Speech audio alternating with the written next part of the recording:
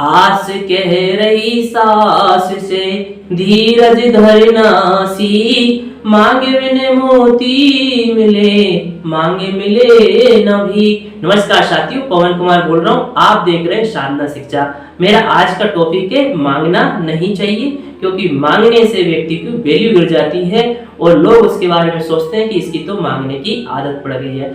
आदत से मुझे याद आया दोस्तों, हमें मांगने की आदत नहीं बनाना चाहिए। बचपन से ही हम कुछ ना कुछ मांगते रहते हैं और फिर धीरे धीरे जाके वो एक आदत बन जाती है। फिर हम छोटी मोटी जरूरतों में भी लोगों की मदद मांगना शुरू कर देते हैं और फिर एक बार में वो हमारे लिए ही प्रॉब्लम हो जाती है, हमारी वैल्यू को वो गिराना शुरू कर देती है। हमें स्वावलंबी बनना चाहिए, अपने बहुत सारे कार्य खुद से करना चाहिए ताकि हम अपने काम में अच्छे से सक्षम बन सके और अच्छे से अपनी स्किल्स को इम्प्रूव कर सकें।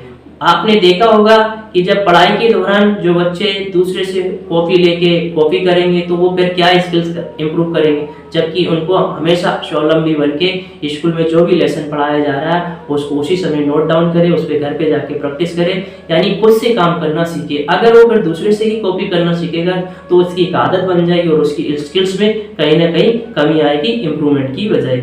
इसी तरह प्रैक्टिकली लाइफ में भी, हमारे कार्यशैली में भी, ऑफिस वगैरह में भी लोग देखते हैं कि अपने काम को दूसरे पे टाल देते हैं और फिर जब उसको जरूरत पड़ती है तो उससे बोलते हैं कि भाई तुम मेरा ये काम कर दे। तो इस तरह मांगने की लोगों की आदत बनती चली जाती है और मांगने के कारण उसकी वैल्यू भी गिरती है और साथ में उसकी स्किल्स में भी कमी आती है, क्योंकि वो स्किल्स इंप्रूवमेंट नहीं कर पाएगा। सीधी सी प्रैक्टिकली बात है, अगर किसी व्यक्ति को कोई ऑपरेटिंग काम करना, उसने वो काम सीखा ही नहीं, हमेशा दूसरे से मांगता रहा, तो उसकी स्किल्स कैसे इंप्रूवमेंट होगी।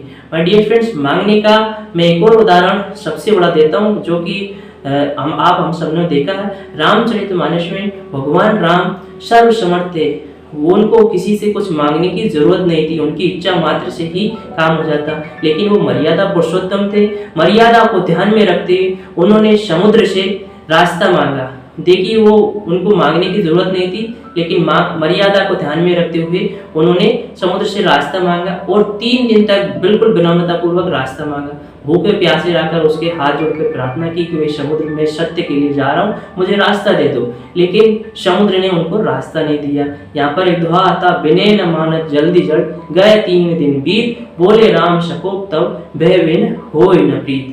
तो भगवान ने 3 दिन तक उनसे प्रार्थना की है, फिर भी ये बात समुद्र ने रास्ता नहीं दिया। भगवान क्रोधित हो गए और धनुष तान दिया, बोला कि तुम्हें झुका दूंगा। इतने में समुद्र प्रकट हुआ और समुद्र ने बोला कि प्रभु मुझे बचाइए, ये मर्यादा आप ही की दी हुई है कि मैं रास्ता नहीं दे सकता हूँ। तो माय डियर फ्रेंड्स, जब समुद्र को ये पता है कि ये सर्वसमर्थ है, सत्य के लिए जा रहे हैं, ये चाहे तो रास्ता खुद भी बना सकते, तो समुद्र पहले भी तो आ सकता था ना कि भाई प्रभु आप अपना टाइम खोटी मत करो और आपके टीम में ही, आपकी सेना में नल नील है और आपके राम नाम से ये पत्थर नहीं डूबेंगे, आप ब्रिज बना सकते हैं। लेकिन जैसे ही कोई भी, चाहे कितना ही सर्वसमर्थ व्यक्ति हो, जैसे ही वो मांगता है किसी व्यक्ति से, तो जिस व्यक्ति से मांग रहे हैं अगर उसकी विचारधारा उच्च कोटि की है तो वो अपना सौभाग्य समझेगा, लेकिन अगर निम्न कोटि की है तो वे समझेगा ओहो मैं तो कितना बड़ा हुआ, ये व्यक्ति मुझसे मांग रहा। तो डिफरेंट सिचुएशन में ये, तो इससे हमको ये उदाहरण मिलता है कि जब इतने सर्वसमर्थ भगवान के सामने ही ऐसी सिचुएशन आ सकती है, तो एक आम आदमी के सामने क्या सिचुएशन आ सकती है। तो माय डियर फ्रेंड्स, मांगने से हमको बचना चाहिए। हाँ, विपत्ति के समय मांगने में कभी संकोच नहीं करना चाहिए। हाँ, जो व्यक्ति कभी मांगता नहीं है और अगर वो विपत्ति के समय किसी से किसी प्रकार की मदद मांगता है तो उसको मदद अवश्य मिलती है। और जैसे कि आज हम सब प्रैक्टिकली लाइफ में देख रहे हैं, लोग छोटी छोटी बातों पर किसी से पैसा उधार ले लेंगे तो फिर देंगे नहीं, हर टाइम मांगते रहेंगे और फिर उसको देंगे भी, तो फिर कभी उसको रियली में जरूरत पड़ेगी उस व्यक्ति को, पर उसको मदद मिल नहीं पाती है।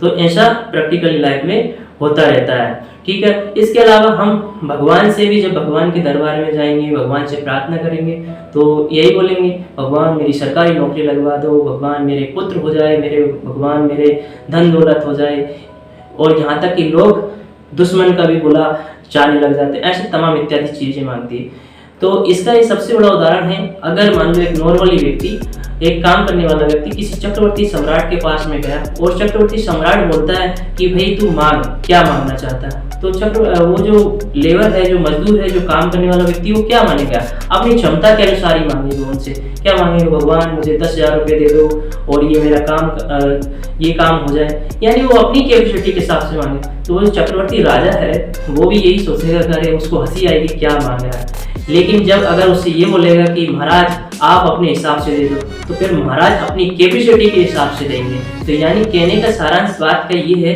कि आप मांगने से बचिए, बल्कि आप उस चीज को डिजर्व कीजिए, मतलब उस लायक बन जाइए, ताकि लोग जो भी आपकी जरूरत है वो आपको अपने आप ही मिले। लोग यहाँ तक मैंने देखा कि सम्मान पाने के लिए भी ईर्ष्या करते रहते हैं, झगड़ा करते रहते हैं कि मुझे क्यों सम्मान नहीं मिला, मुझे ये क्यों नहीं मिला। अरे आप उस लायक बन जाइए, आपको वो सम्मान ऑलरेडी मिलने लग जाएगा, आपको वो डिजर्व करोगे। क्योंकि मांगने से कहाँ मिलते तमन्नाओं के शेर, कोशिश करनी पड़ती है उसके लिए। माय डियर फ्रेंड्स, इसके अलावा जब भगवान से आप मांग रहे हो, यानी मैं चक्रवर्ती सम्राट का मैंने उदाहरण दिया, तो भगवान सर्वसमर्थ है। उनसे अगर आप ये बोलोगे ये दे दो वो दे दो, तो भगवान को भी हंसी आएगी। भगवान से यही कह सकते हैं भगवान हम आपके हैं, आप अपने हिसाब से ही देख लो। तो ठीक है फ्रेंड्स, आपको ये वीडियो कैसा लगा? अगर अच्छा लगा तो अपने दोस्तों को जरूर शेयर करना।